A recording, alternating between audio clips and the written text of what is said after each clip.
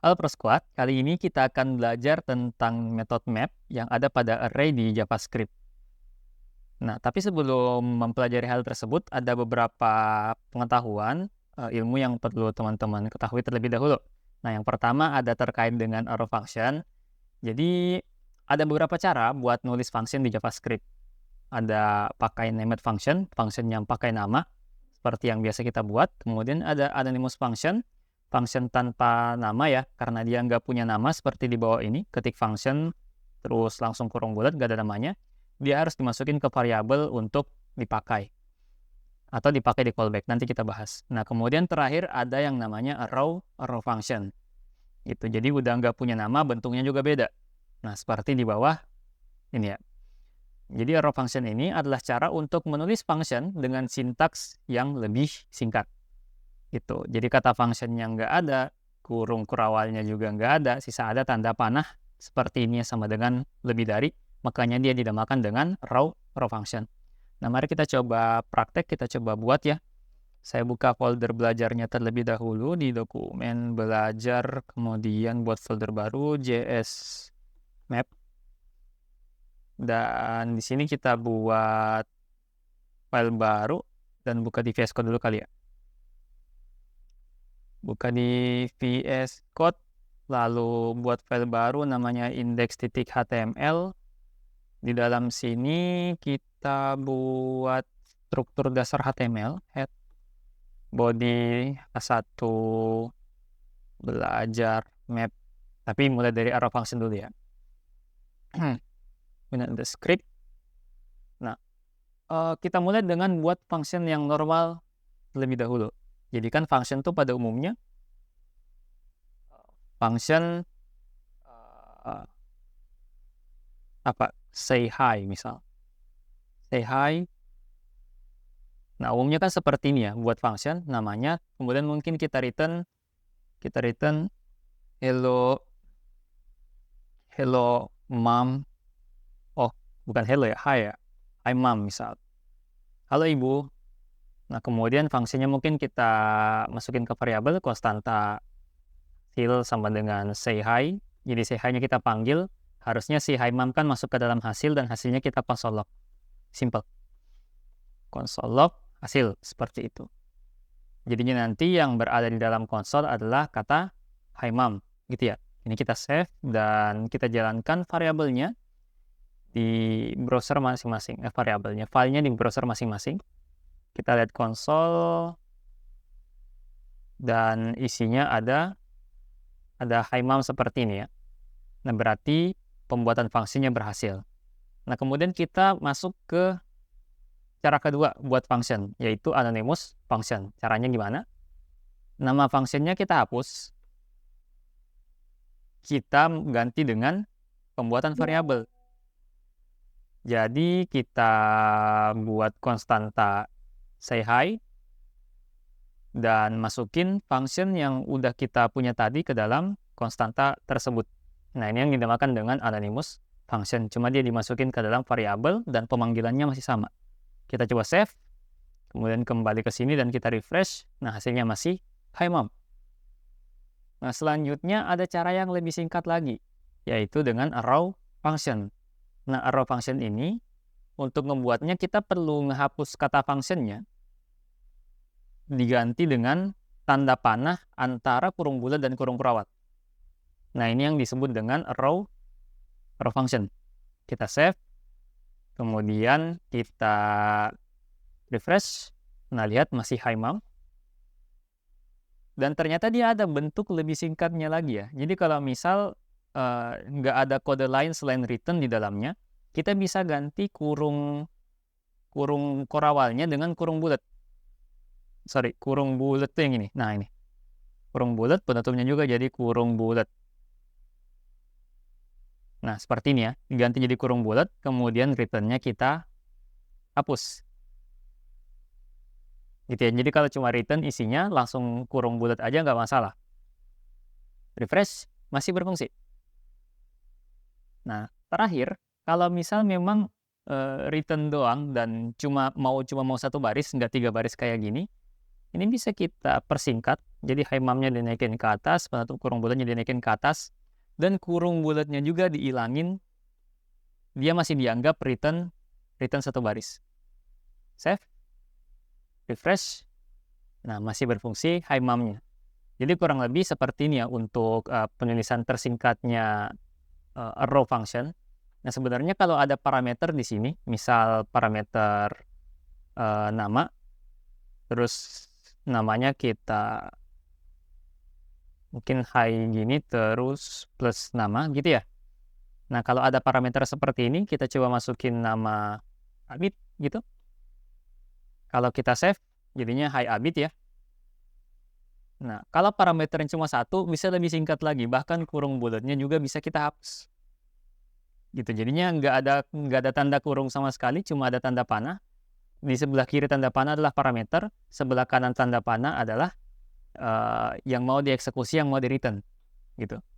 Kalau kita save, kita jalankan, dia juga masih berfungsi gitu ya. Jadi ada banyak pilihan sintaks, pilih yang teman-teman rasa paling enak dipakai dan paling gampang dibaca.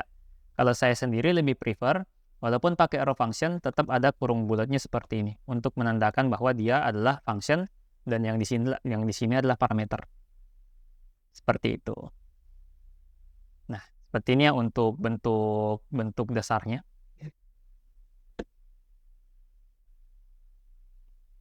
Nah, itu untuk arrow function. Nah, selanjutnya ada materi apa lagi?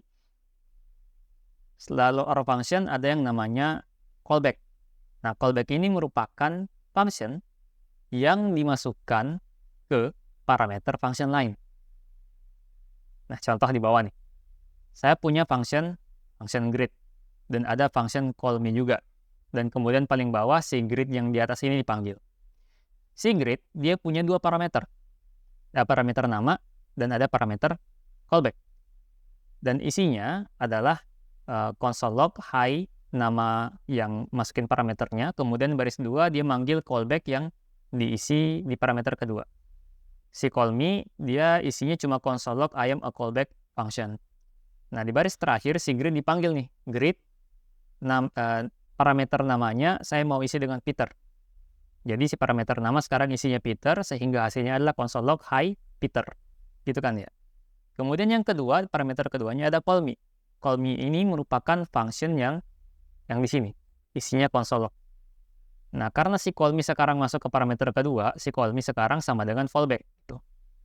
Si call me jadi callback kan. Dan si callback ini dipanggil di baris kedua. Karena callback dipanggil di baris kedua, sama aja dia manggil si call me. Gitu. Jadinya si baris kedua hasilnya adalah console log I am a callback function. Nah, kurang lebih seperti itu callback. Jadi dia merupakan function yang dimasukkan ke dalam function lain. Teman-teman kalau misal masih kurang paham, nggak masalah. Intinya cukup tahu aja, oh kalau ada function nih dimasukin ke parameternya function lain, itu namanya callback. Udah, sesimpel itu aja. Gitu ya. Nah, kalau udah tahu dua ilmu di atas, arrow function dan callback, baru kita bahas tentang map. Nah, map ini apa? Jadi, metode map merupakan salah satu metode yang digunakan untuk melakukan perulangan pada array. Gitu ya. Sebelumnya mungkin teman-teman pernah belajar tentang pakai for atau pakai for of. Nah, di sini ternyata ada cara lain, yaitu menggunakan dot map. Nah, cuma dot map ini dia itu ketika dipakai buat mengulang array, dia akan membuat array baru. Dengan apa? Dengan menjalankan function pada setiap elemen dari array sumbernya. Jadi misal nih ada array di bawah, array isinya string ya. Ini string 10, string 20, string 30. Tugas kita, saya mau ngubah string ini menjadi number gitu. Caranya gimana? Nah, kita bisa menggunakan map. Nah, untuk map sendiri sintaksnya seperti ini ya. Map, kemudian parameter pertamanya dia menerima callback ya. Dan callback-nya ini menerima argumen, elemen, index, dan array. Nanti kita bahas. Nah, di sini karena stringnya mau diubah menjadi number atau integer, kita bisa panggil si stringnya. Ini strings, tambahin titik, map, kemudian masukin callback-nya. Callback-nya di sini ada function, argumen pertamanya adalah setiap elemen dari dari array sumbernya. Gitu. Jadi perulangan pertama str isinya string 10. String 10 di parse int str, dia ini proses untuk mengubah string menjadi number gitu. Nah, karena udah diubah kemudian di return, maka integer karena dia adalah array baru indeks ke 0-nya adalah angka 10 yang udah berubah menjadi integer. Nah, begitu juga dengan yang perulangan kedua sekarang str isinya 20 masukin ke parse int. Parse integer ini kemudian di return jadi indeks pertama atau anak kedua gitu di integer. Begitu juga perulangan ketiga sama, sehingga nanti ketika kita konsol log si integer ini outputnya adalah 10, 20, 30 yang udah tidak memiliki tanda petik. Nah, kalau masih kurang paham, coba kita praktek. Nah, ini mungkin saya hapus dulu ya. Jadi kita coba buat sebuah array, misal konstanta buah-buahan, fruits isinya banana, papaya, mango, misal. Nah, lalu saya mau nambahin kata it ya di setiap array ini. Misal eat banana atau eat papaya dan eat mango, tapi nggak manual, saya mau otomatis gitu. Nah, caranya gimana? Kita bisa menggunakan .map tadi. Nah, saya mungkin buat konstanta result, hasil ya. Nah, isi dari konstanta ini adalah, atau jangan buat konstanta dulu deh, kita langsung panggil si fruitnya dulu. Fruits titik map seperti ini. Jadi saya mau melakukan perulangan pada fruits, dan setiap anak-anaknya saya mau modifikasi seperti itu. Nah, berarti saya bisa menggunakan callback pakai arrow function seperti ini. Lalu ingat ya, kalau arrow function kagak ada kurung kurawalnya, itu berarti dia langsung mereturn. Atau kita pakai function biasa deh, biar nggak terlalu membingungkan dulu. Jadi kita pakai function, anonymous function aja dulu. Dan di dalam function ini dia menerima argumen yang pertama adalah elemennya atau anaknya, yang kedua adalah indeksnya, yang ketiga adalah array sumber. Nah, setiap perulangan ini tuh bakal diisi sesuai dengan jumlah perulangannya ya. Yang mau kita pakai cuma si anaknya doang. Ini si banana, papaya, dan mango. Nah, di sini saya mau return setiap anak-anaknya, setiap kali perulangan saya mau tambahin kata it gitu. Jadi saya nge-return kata it spasi tambah anaknya. Anaknya ini apa? Ya tergantung perulangannya. Perulangan pertama si anaknya ini isinya banana, perulangan kedua isinya papaya, perulangan ketiga isinya mango. Nah, kalau udah kita map seperti ini, ingat map itu membuat array baru, makanya array barunya harus kita terima. Kita masukin ke dalam konstanta hasil misal. Konstanta hasil, fruits map, kemudian dia ada callback functionnya, seperti ini. Dan kita coba lihat hasilnya. Console log, result. Kita save, kemudian kita buka di browser, refresh. Nah, lihat hasilnya adalah eat banana, eat papaya, sama eat mango. Seperti itu. Kalau mau dibuat lebih singkat, bisa pakai konsep yang tadi. Buat arrow function. Cara pertama, fungsinya hapus, tambahin tanda panah antara kurung bulat dan kurung kurawal. Kemudian karena langsung nge-return, berarti kita nggak butuh kurung kurawal,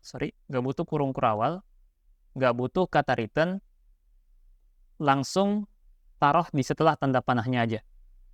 Gini. Nah, sehingga dia menjadi satu baris.